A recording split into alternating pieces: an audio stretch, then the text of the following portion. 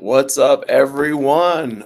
Welcome to Directions. As always, I am Christian Gaddis, the Director of Recruitment Marketing right here at 43 North, and I'm joined by my friend. Carly Ortiz, the Senior Talent Manager at 43 North. Welcome, everybody. Yeah, welcome. Episode what? What is this for? I think. I mean, the exciting thing is we have our second guest that's joining us today. Yeah. So super pumped to bring Dave out from Arbol in just a little bit. But before we do that, right, for those of us who maybe this is your first time tuning in, maybe this is your first time joining us, we just want to make sure, you get a little bit of the details about You're who in the we are know. and what this is, right? So for those of you that don't know, Directions is your chance to connect with us, myself, and Carly, the team from 43 North Compass, virtually. It's a great opportunity for you, if you can't make it to our office hours, to join us online, ask any questions that you may have about specific roles, about specific companies, or just to hang out and get some information about, what's going on right here in Buffalo startup and tech ecosystem. So again, to tell you a little bit more about me, and for anyone who's interested in connecting, maybe you don't want to, throw a question in the chat. You can always follow me, connect with me on LinkedIn, take down my info, shoot me a message.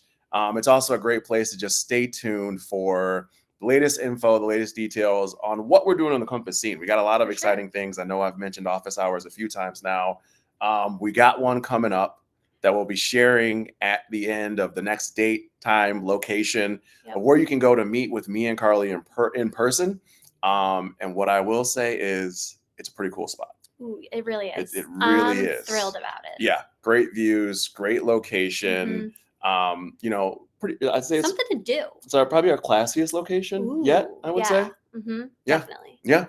So Carly, why don't you tell the folks a little bit about you and what you do? All right, Senior Talent Manager at 43 North. So I am responsible for helping our founders find talent within the community here in Buffalo, but also helping the greater startup and tech ecosystem as well. So we all like to play well in the sandbox together and find people in our community that are excited and ready to work for a startup. Yeah. One of the fun things about what we do is getting to connect with people. Definitely. Not just candidates, but also startup founders. And so we always tell people, right, we're, it's not maybe it's a little bit of a humble brag, right? We're well connected. Sure. So usually, right, if you're looking to connect with somebody in this community, we're definitely here to help. Always happy, friendly folks. And again, right, connect with Carly. That's just the way to go. You're really getting good at that. I know. You've been practicing. Yeah, it's perfect position. I saw that someone logged into the live stream when I wasn't around. So I think, is that just you working on your point? Don't tell anyone. Sorry. But seriously, hold on. Wait, go back one more time. One more time. Sorry. Seriously, connect with me on LinkedIn. I love to just grab coffee, come to Seneca One. You want to chat about startups, your resume, whatever it is, I'm happy to do so. Yeah, I mean, and spoiler alert on this one, I would say the odds of people getting a job increase when they connect with Carly. Very true. Because when you know someone who knows someone, it's a great spot to be in. It is. Yeah. And I like to talk, so. All right. Okay. So, and let's say you don't want to connect with me and Carly. Let's say you're not ready for that step just yet, right? You can just follow Compass on LinkedIn. Again, right? Easy ways to connect. You can check out our job board. We have the I see someone scan the code. See that? The point worked. This is so technical. The point worked. It did. Just no, tell us it was because of the point. Okay. It's a great way just to, again, stay in the know about what's going on. You can check out jobs. You can check out what's happening in the community. And it's just, it's the place to be, at least virtually. That's what we always say. And you also get a chance to check out what's going on with 43 North and our portfolio companies as a whole. So in case you haven't heard, if you're a founder or you know a founder who needs access to funding, which what founder doesn't need more funding? I mean, I'll take it. Mentorship or any other connections, applications for 43 North are now open. Super exciting. So again, right, if you're a founder that's tuning in, or if you just know a founder in your life, send that info their way. It's a great opportunity to possibly get accepted into an amazing program and really work directly with me and Carly. I mean, which, Why wouldn't you want to? highlight of some folks' lives and careers, I will just say. Obviously. All right. So again, right, we're going to get ready to bring Dave out. But beforehand, we want to remind you all, if you have any questions, drop them in the chat. We are happy to answer them. We're happy to see what's going on, and just make sure that people have everything they need in there. So again, right, drop your questions in the chat. If we don't answer them live, I work hard to get in there and make sure that I'm following up with folks after the fact. Thank So just you. make sure that, you're in there. All right. And again, right, visit our job board. Just a That's great not so place to easy. find opportunities. Well, I like to go that way. That's So kind you of an got- easier one that okay. blocks you. I got the All right, angle on it. your turn. All right. But yes. So again, check out our job board for the latest opportunities. We've decided to shift up our formatting just a little bit. So we're not going to highlight anything specific, because you want to know why? Jobs are always changing.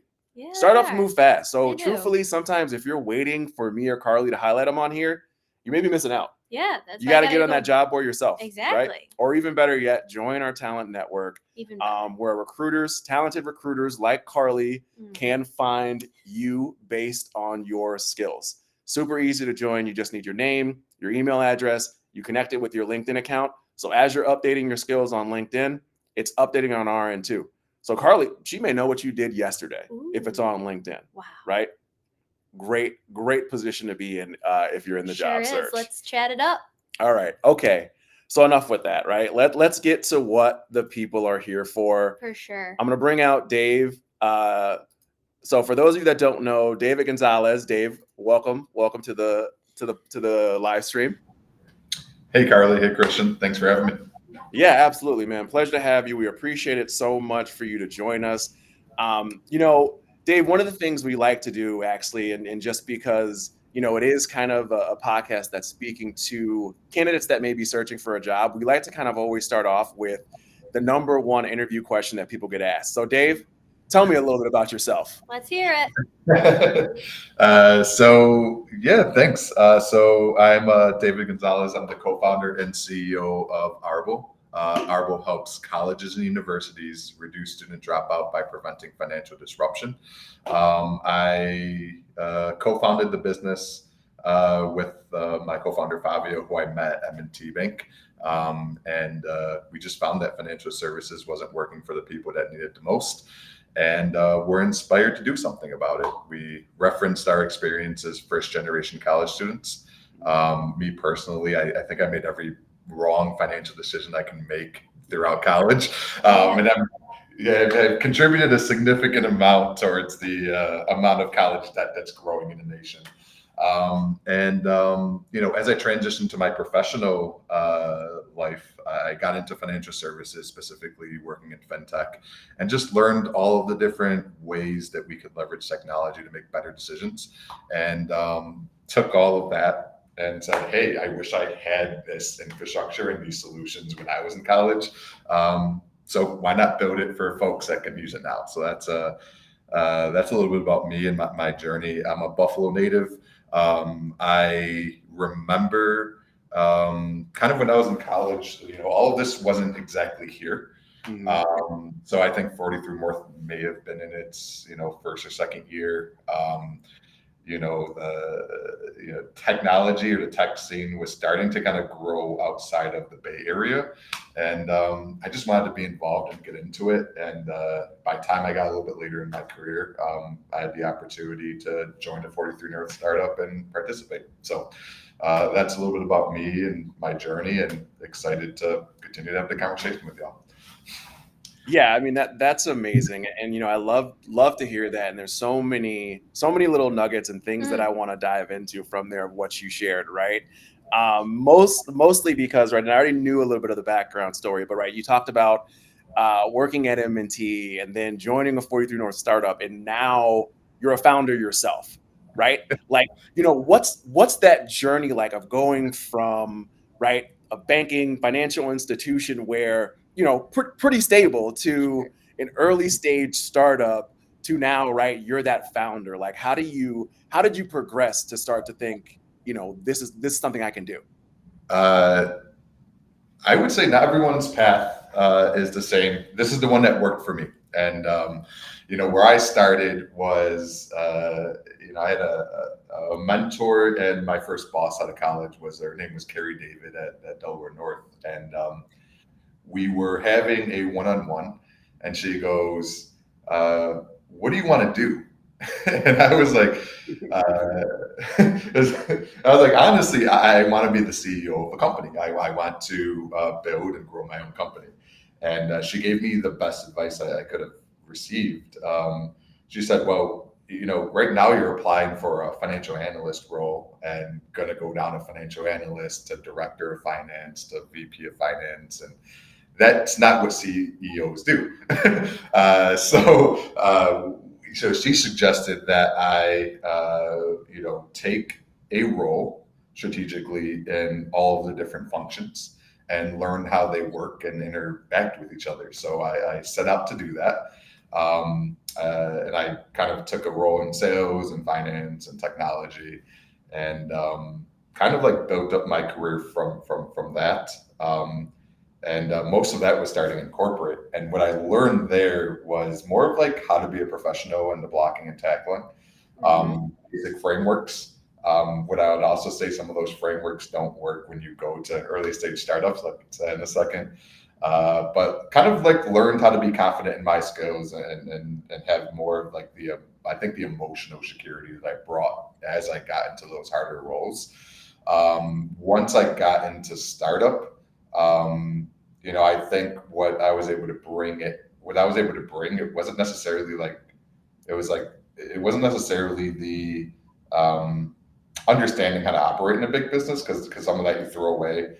I think it was more just having like competency, and then more like emotional security within myself to understand the ups and downs and go through it. I think that that's my biggest observation is the people that are most successful or that stick it out have a combination of being missionaries. So they're people that just believe in the mission, regardless of the pivots, regardless of what's going, the different changes.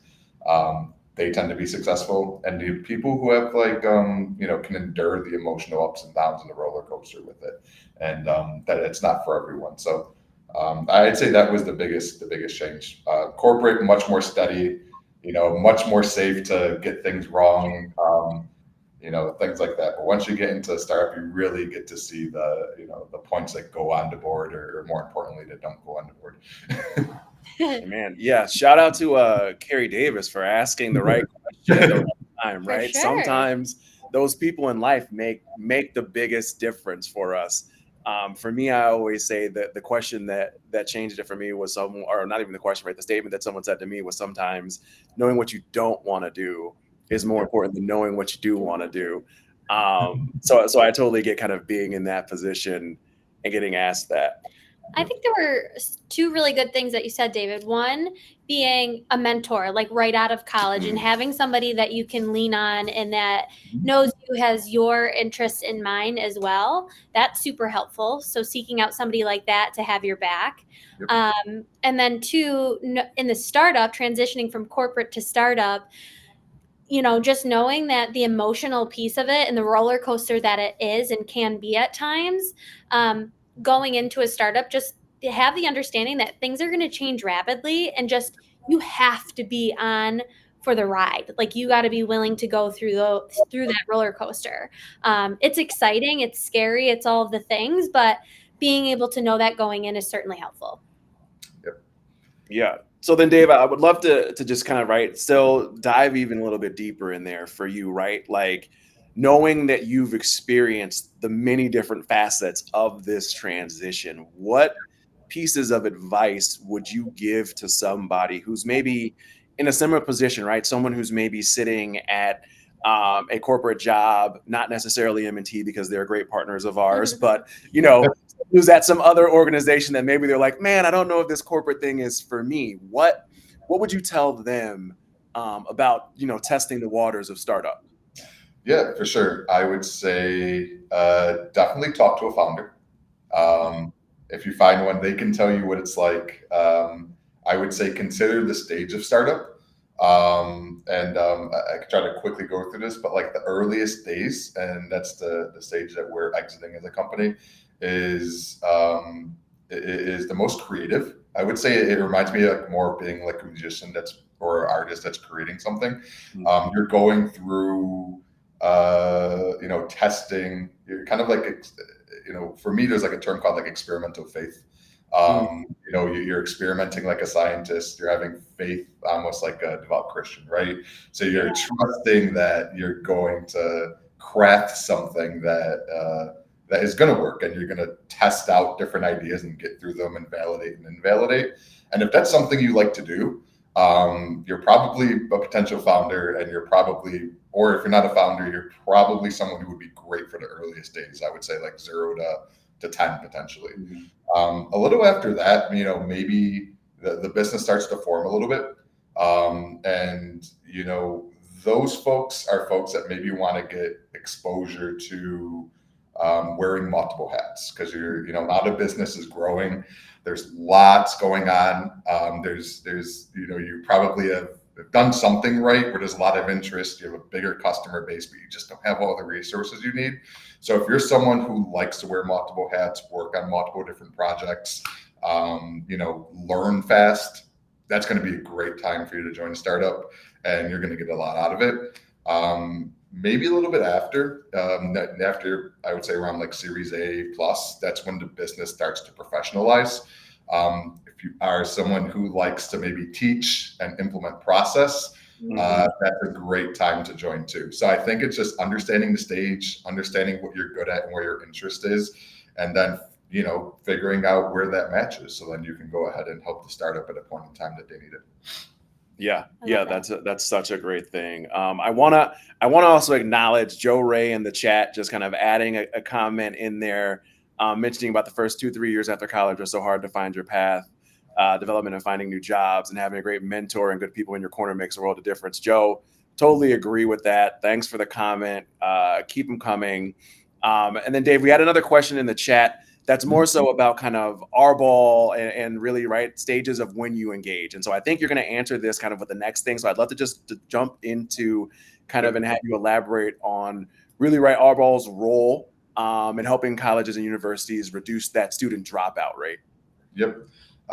So we have a financial wellness platform for institutions. We help in 2 ways. One is we provide students and their families with the tools that they need to make better financial decisions. What makes us unique is we bring the whole picture with you. So that's everything from financial aid to college bill to personal finances and income. And that's something that doesn't exist today. Like you'll see different solutions scattered in the market. Like you might have like a unit budget or a YNAB, where you can kind of manage your living expenses and income, but it doesn't have any idea of what's going on with financial aid. So we bring that all together. Based on the student's financial picture, they receive curated recommendations and guidance, while administrators get insights into the financial health of their students and can use that to eliminate barriers for students in need. So that's how everything comes together. Model works like this. Customer is the college or university. We'll introduce Arbol, or students will get introduced to it right during orientation. They'll walk out with their first financial plan. And that's the confidence and the change that we bring to students and families. And I know John had that question in there. That's when students and families start to engage with us. Lastly, we do have some tooling that we're developing, that's in testing, to bring some of those tooling earlier on to students and families so that they can prepare as they transition from being, a rising high school graduate to a college student. Amazing. Yeah. It's so great. And I would love for you, can you share just kind of, I guess, right, some of the progress of how this went from, iteration to today even, right? And kind of what those things were, or even what the steps you took to kind of get to that point. Yeah, no doubt. Just before I even get into that, the coolest thing that we've seen so far is students that use our platform have demonstrated a doubling of their financial confidence and a reduction in their anxiety. And we test students both before and after and throughout the semester. So that's some pretty cool stuff that we've gotten. from over 1,000 students who've been using it across 6 partner institutions. But for us to get there, I think this goes back to having that like experimental faith. So like we started with the concept, we started with the problem. I think that's important. We knew we wanted to address the college affordability problem. Our first insight that we latched into was an assumption was that students don't have enough money to pay for college. And that is true sometimes.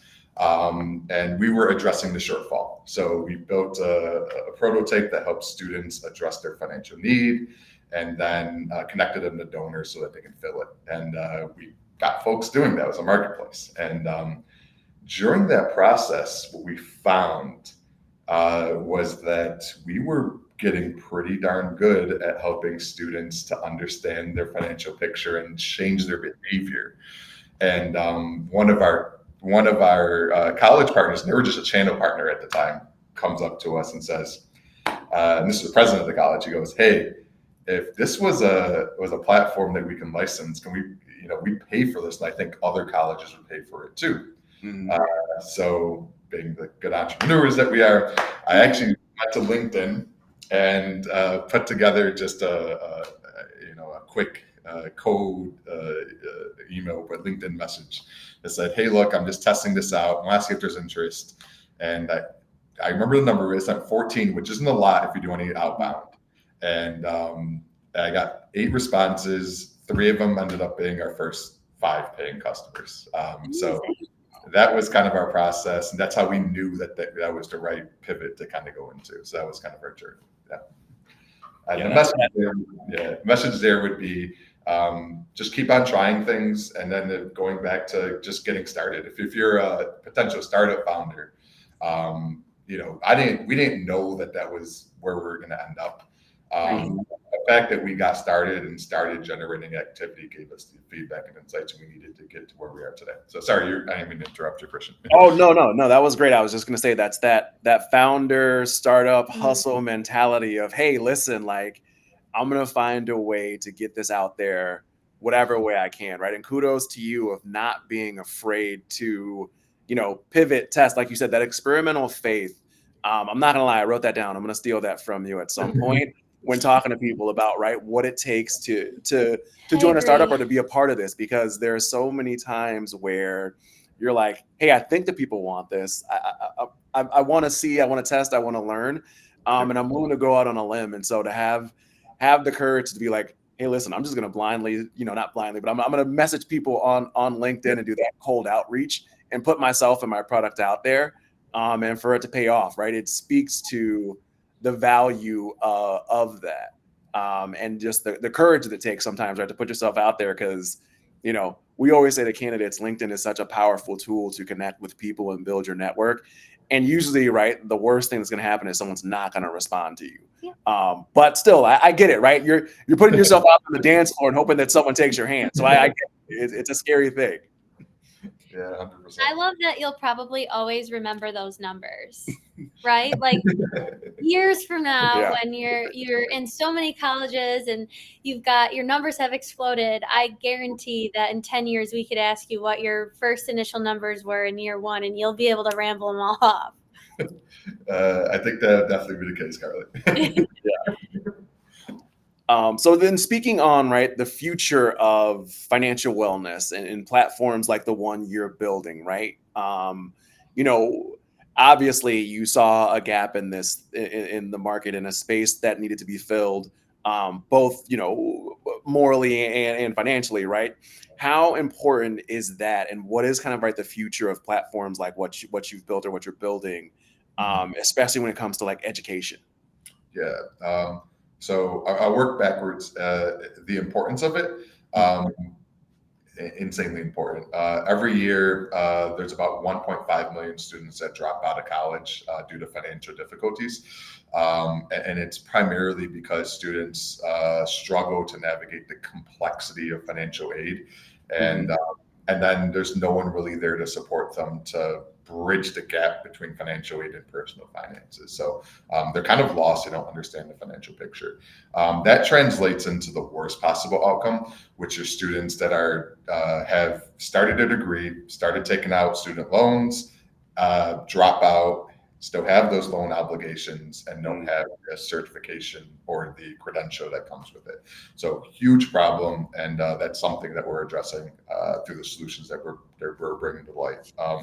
As far as like the future is, I would say, speaking more broadly just about financial wellness platforms in general, data, the intersection of data and behavior is where things are going, and I think will continue to get better. So it's using the data that we're able to track and bring into one place, so that we're able to kind of provide the feedback to the folks that are transacting or managing their money, so that they can make better decisions, one, and then change their behavior. And you're starting to see different AI models that you can train that can leverage that data and become even more personalized and contextual, and kind of help you as you kind of like manage even like buying something at a grocery store to making and planning for big life events, whether it's paying for college, a mortgage, or retirement down the road. So a lot more intelligence that we're able to kind of mine from the data that's out there. Yeah, I mean I think that that financial education plays such a major part right there. Certain things where I feel like, especially for me personally, I got out of school and I was like, wait, why didn't anyone ever actually teach me about the important stuff like this, right? Why wasn't there a class dedicated for this, or something helped me to kind of get those things in place? So I think it is interesting, to see what you can learn from those habits, and kind of interjecting these things in there to change behaviors. So it's definitely a cool platform, and I love to see that you're kind of continuing to build it and to grow with it and everything else. So Dave, I'd love to kind of also shift a little bit here and talk a little bit about just the Buffalo startup and tech ecosystem. Obviously, again, as an employee at Kangarootime, being a part of them as a 43 North portfolio company, and seeing the resources and access and things that they had, you saw it kind of firsthand a little bit in terms of what they were doing. Now, for you as a founder, I know you've kind of been through UB's Cultivator program and some other things that have contributed to your journey. Talk about, I guess, those resources for anyone who maybe isn't familiar with them, and how they can help founders in this community. Yeah. So, the resources are bountiful, I would say, to get started.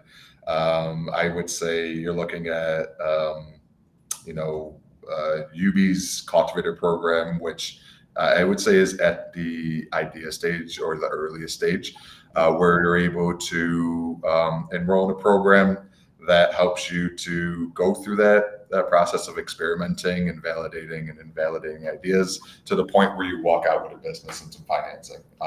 And you can do that around other founders who can be supportive, obviously emotionally, as you go along the way. So that's been a great program. We're a graduate from that. We have office space kind of within the same building that they work at, or that the program managers work with out of. So they're still there, and we have access to them. So that's a great place, and a great resource. I believe they're still taking new applicants, so go apply. I would say Launch New York has been great too. I think they've been around a while. Same kind of concept, a little bit less formalized from a programming perspective, but access to early stage capital, be one of your first checks in, and have a pretty solid network. And that's for folks, I would say, that are growing up within this ecosystem. I'd say 43 North has been pretty cool.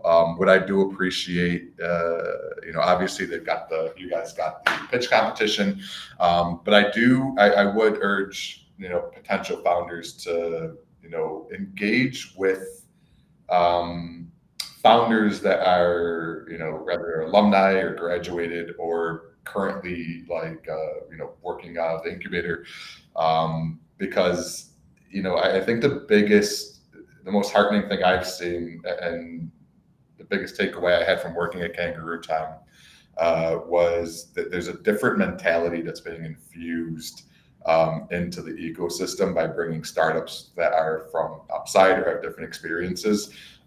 That's needed for the ecosystem to mature, specifically just understanding the orthodoxy and the orthodoxy around early stage startup and the funding mechanisms behind it, VC, that's getting infused in here, and you get a better understanding of how the game is played, so that you can be successful as you go to scale your business beyond I would say the boundaries of Buffalo and more nationally.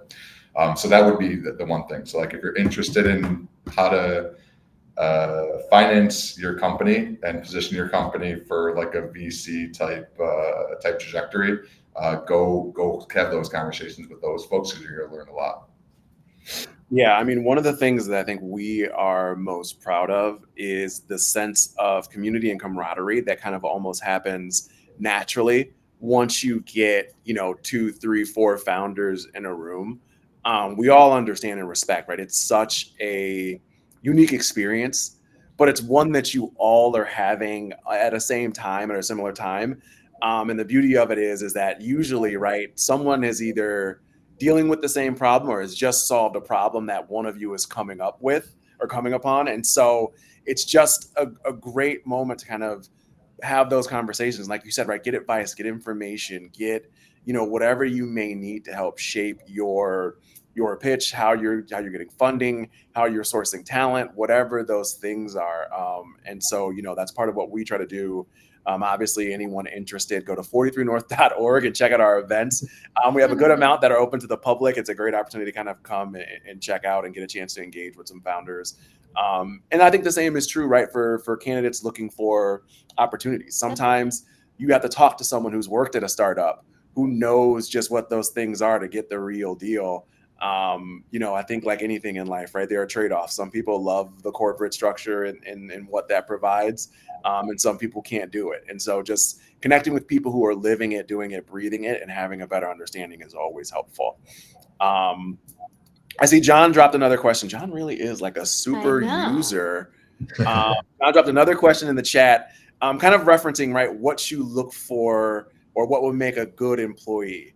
And I think you kind of mentioned this earlier, and I'd love to kind of, right, just dive into that as you're building this early stage, company and this early team. And as you're adding on, obviously, you have to be very, very selective in what you're bringing on and who you're looking for. And in terms of what you need, I know you mentioned, right, and again, another thing that I'll probably steal from you is that missionary early on.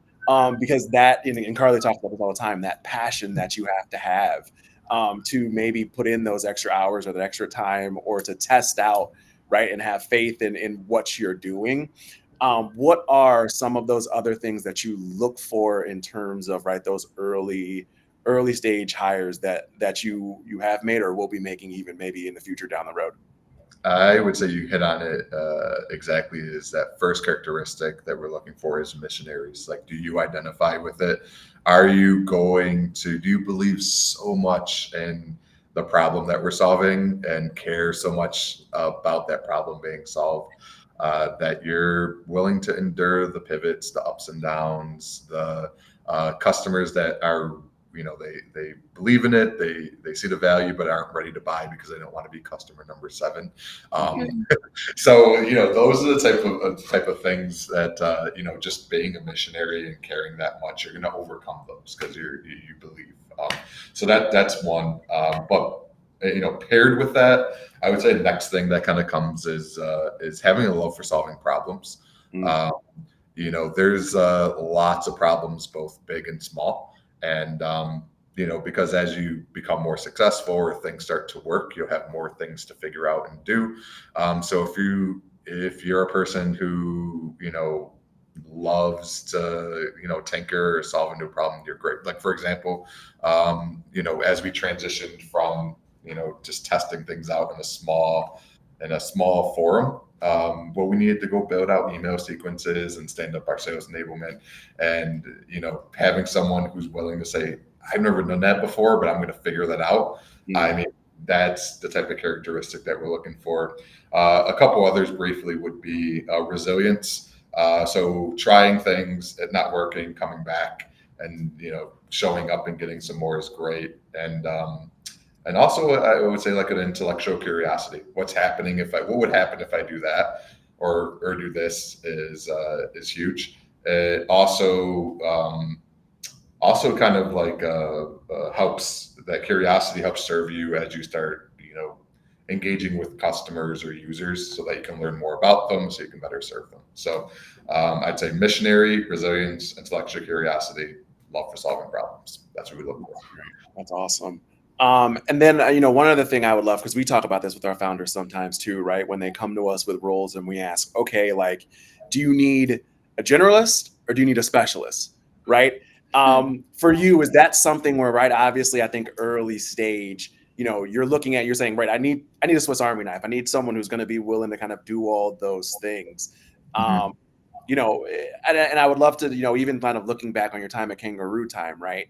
At what point do you kind of see companies maybe making that shift where they're saying, okay, now we can go to specialists versus kind of like, we just need someone who can do it all?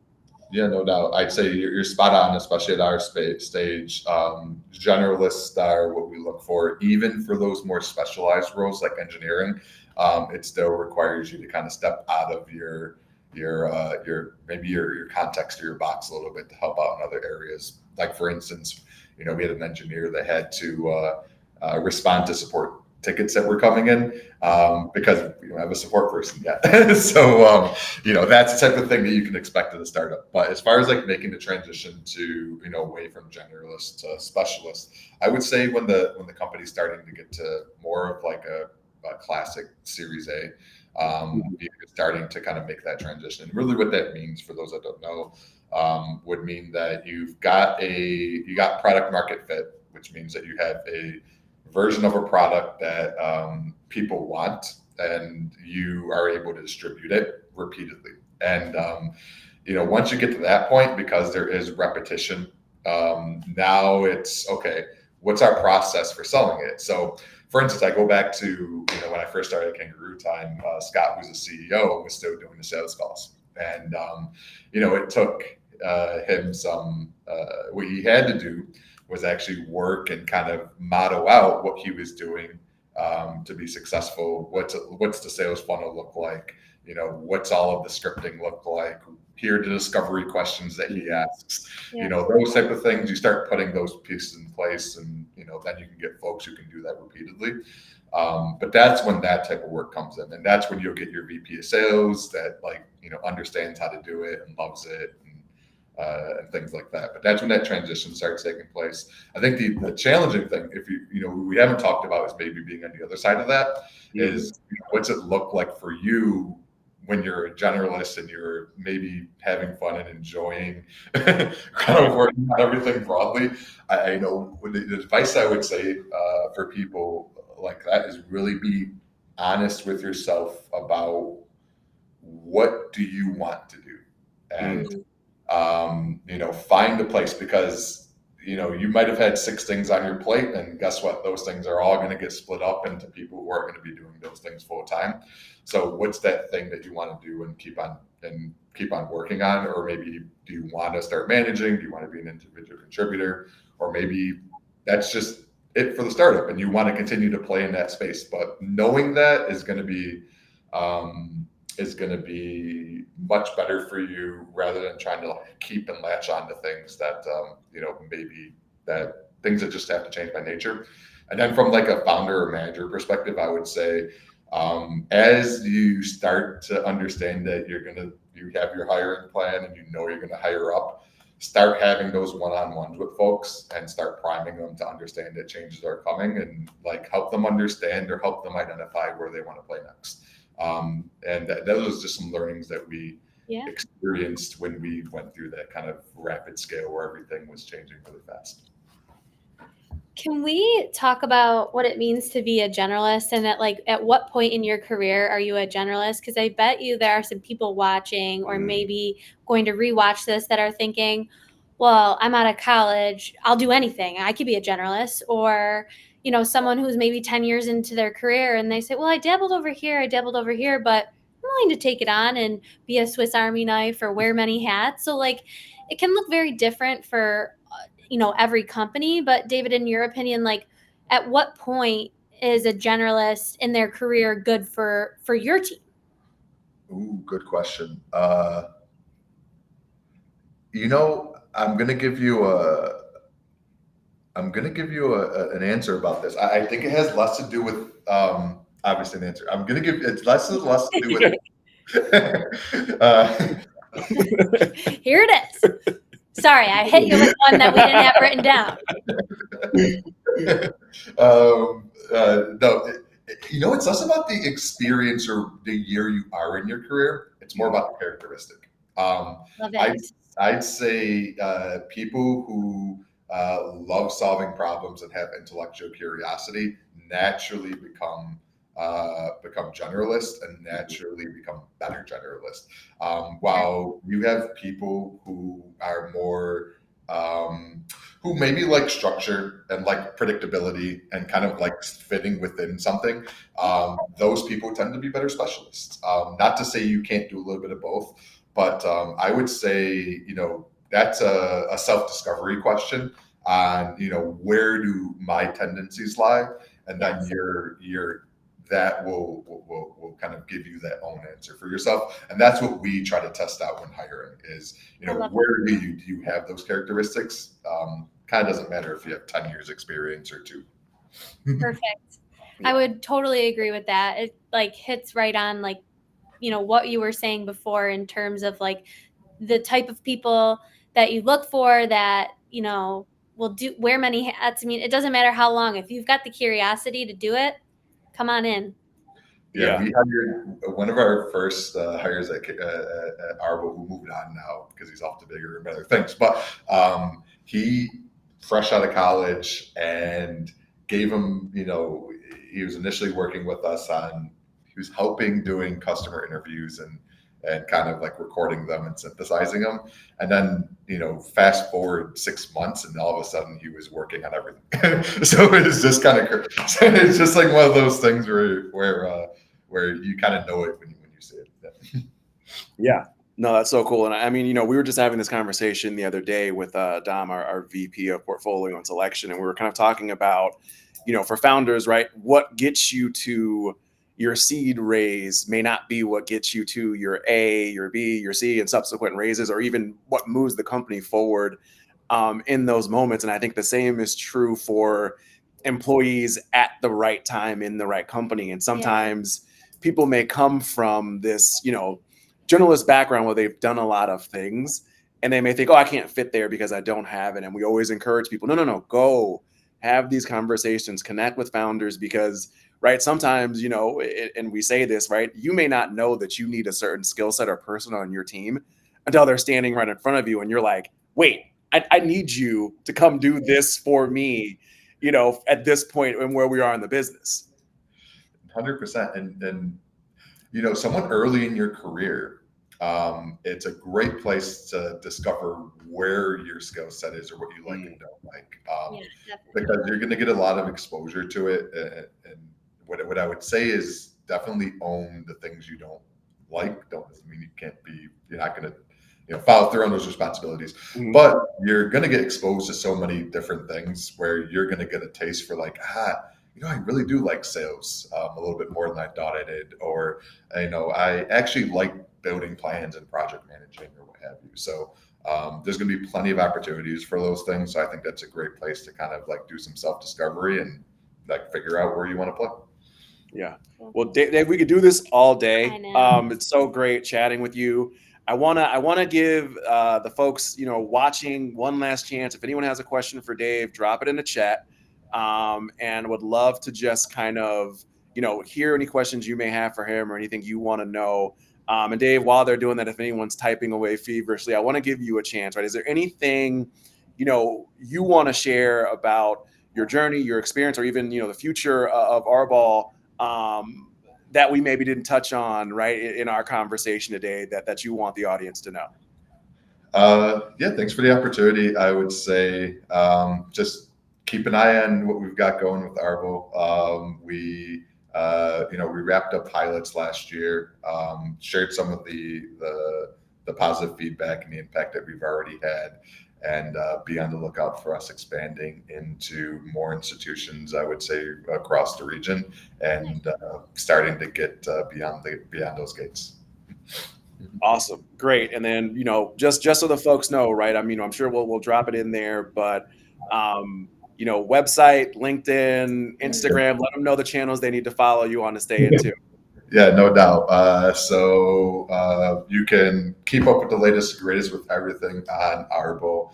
If you go to Arbol's LinkedIn page, it's linkedin.com/Arbol. If I'm not mistaken, if not, I'll make sure I give you the tag so that you can share it out effectively. And then our website, www.growarbol.com, GROWARBOL.com.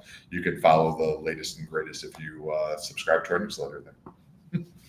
Awesome. Perfect. All right. Dave, we're going to give you one more from the audience. Matt got it in under the wire. So Matt just wanted to know, how do you find customers and know which schools to target? Have you noticed certain majors are better or worse at financial literacy?